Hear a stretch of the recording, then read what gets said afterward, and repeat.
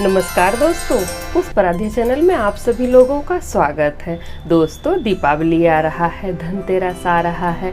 दीपावली और धनतेरस की आप सभी लोगों को ढेर सारी शुभकामनाएं। माता लक्ष्मी और श्री गणेश आप सभी लोगों की सारी मनोकामना पूरी करे, धन धान्य से घर भरा रहे, यही हम दिल से प्रार्थना करते हैं। दोस्तों, बहुत सारा कमेंट आया है जिसमें कि पूछ रहे हैं, भाई बहन लोग पूछ रहे हैं, आप ही लोग पूछ रहे हैं कि दीदी हर साल नई प्रतिमा लेना जरूरी होता है क्या? लक्ष्मी गणेश का नया मूर्ति लेना जरूरी है हर साल? तो देखिए, कोई भी प्रतिमा बार बार नहीं खरीदा जाता है, कोई भी प्रतिमा हमेशा नहीं खरीदा जाता है। सिर्फ मिट्टी की ही मूर्ति का आवाहन और विसर्जन किया जाता है, बाकी कोई भी प्रतिमा का विसर्जन नहीं किया जाता है। जब प्रतिमा टूट जाए, फट जाए, कैलेंडर फट जाए या उसका रंग खराब हो जाए, चित्र समझ में नहीं आने लगे, तब आप विसर्जन कर सकते हैं, नहीं तो विसर्जन नहीं करना चाहिए।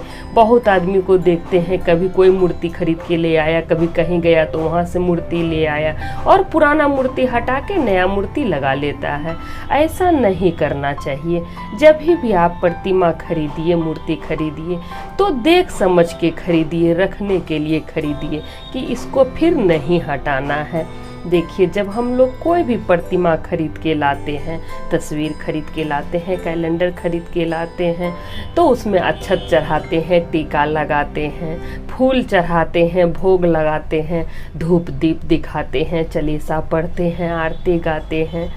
तो इससे क्या होता है कि प्रतिमा में प्राण प्रतिष्ठित हो जाता है, मूर्ति में देवी देवता का वास हो जाता है। इसलिए मूर्ति को नहीं हटाना चाहिए। आपके घर में कभी भी निगेटिव ऊर्जा का प्रवेश नहीं होता है, कोई भी निगेटिव ऊर्जा बाहर से आपके घर में नहीं आ पाता है, क्योंकि प्रतिमा के वजह से उसमें सकारात्मक ऊर्जा बना रहता है, घर में सकारात्मक ऊर्जा बना रहता है। इसलिए प्रतिमा नहीं हटाना चाहिए। प्रतिमा सिर्फ मिट्टी की ही हटाना चाहिए, जिसको हर साल हटाया जाता है, मिट्टी की मूर्ति को, बाकी किसी मूर्ति को नहीं। अगर आप दीपावली में लक्ष्मी गणेश की मूर्ति किसी धातु की खरीद लें तो सबसे अच्छा है। आप सोना चांदी का खरीद लें, उसी का पूजा करें, लेकिन सोना चांदी बहुत महंगा होता है, हर आदमी तो खरीद नहीं सकता है। तो आप तांबा पीतल कांसा की मूर्ति खरीद लें। अगर वो भी आप नहीं खरीद सकते हैं तो आप एक चांदी का सिक्का खरीद लीजिए और उसमें लक्ष्मी गणेश की प्रतिमा बना रहता है, उसका चित्र बना रहता है, उसका आप पूजा करें, किसी बर्तन में रख के उसका आप पूजा करें। उसके बाद लाल कपड़ा में बांध के उसको तिजोरी में रख दें। देखिएगा, सदा आपका तिजोरी भरा रहेगा। अगर आप तिजोरी में नहीं रखना चाहते हैं तो उसको पूजा के स्थान पे रख दें, जहाँ पर आप पूजा पाठ करते हैं वहीं पर आप रख दें और धूप दीप दिखाएं। अगर आप चांदी का सिक्का भी नहीं खरीद सकते हैं तो आप कैलेंडर या तस्वीर खरीद लीजिए, या नहीं तो पत्थर की प्रतिमा खरीद लीजिए और उसी की पूजा कीजिए और अपने बच्चों से भी कहिए कि प्रतिमा की पूजा करें। देखिएगा, आसपास कहीं धन्ना सेठ कोई हो, बराबर आदमी जो होता है, पुराना आदमी जिसके घर में खानदानी पैसा होता है, वो लोग के घर में देखिएगा कि जिस मूर्ति का पूजा उसके पूर्वज किया करते थे, जिस प्रतिमा की पूजा उसके पूर्वज किया करते थे, वही प्रतिमा का पूजा वो खुद करता है और आने वाला पीढ़ी भी उसी प्रतिमा की पूजा करेगा और उससे उसका घर में धन धान्य भरा रहता है। उसके घर में किसी भी चीज़ की कमी नहीं रहती है, दिन दुगना रात चौगुना उसके घर में धन आते रहता है। तो उसके घर में ऐसा प्रथा रहता है। इसलिए हर साल प्रतिमा नहीं बदलना चाहिए।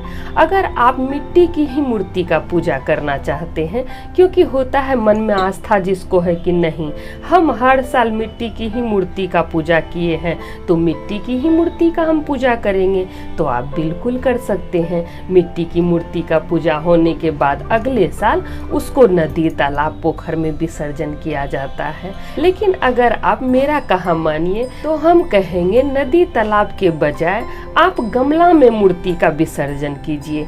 एक अच्छा सा गमला खरीद के ले आइए, शुद्ध गमला, और उसमें मूर्ति का विसर्जन कीजिए। फिर उसमें तुलसी का पौधा लगा दीजिए। देखिएगा जैसे जैसे तुलसी का पौधा बड़ा होगा वैसे वैसे आपके घर में धन दौलत बढ़ते जाएगा, घर में बरकत होने लगेगा। कहता है जिस घर में तुलसी का पौधा रहता है उसके घर में धन धान्य का कभी भी कमी नहीं होता है। अगर आपके घर में कोई भी आफत विपत आने वाला रहता है, देखिएगा कभी कभी महसूस भी किए होंगे, और अगर नहीं किए हैं तो जरूर कीजिएगा। देखिएगा अगर आपके घर में कभी भी आफत विपत आने वाला होगा, घर में जो तुलसी का पौधा होता है वो सबसे पहले सूख जाता है। कहता है आफत विपत माता तुलसी अपने ऊपर ले लेती है और घर में दरिद्रता नहीं आने देती है, दुख तकलीफ नहीं आने देती है। तुलसी का पौधा जिसके घर में होता है उसके घर में लक्ष्मी जी का सदैव वास होता है, इसलिए उसी मिट्टी में तुलसी जी का पौधा लगाएं। दोस्तों आशा करते हैं ये जानकारी आप लोग को अच्छा लगा होगा। दीपावली खुशियों का त्योहार है, इसलिए हर्षोल्लास के साथ मनाइए। अपने माता पिता अपने पूरे परिवार के साथ दीपावली का त्योहार मनाइए। दीपावली का त्योहार आप सभी लोगों के लिए खूब मंगलमय हो, यही हम प्रार्थना करते हैं। और माता पिता को खासकर ज़्यादा खुश रखिएगा। कहता है जिस घर में माता पिता की सेवा होता है उस घर में लक्ष्मी जी सदैव वास करती है, क्योंकि अगर माता पिता रोएंगे तो माता लक्ष्मी आपके घर में कभी भी प्रवेश नहीं करेगी। इसलिए माता पिता को ज़्यादा खुश रखिएगा।